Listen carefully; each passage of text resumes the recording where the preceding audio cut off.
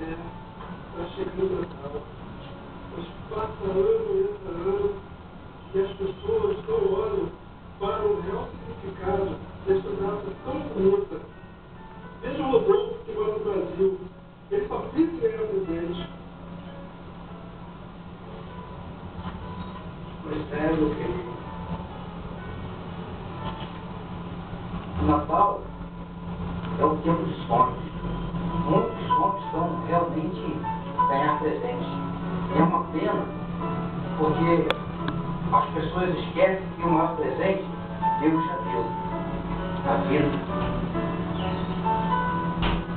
Ele anda muito triste com essa situação toda. Pior que sobra pra gente, né? Que luz? Ele nos deu uma missão. Missão? Missão sim. Uma missão de Natal.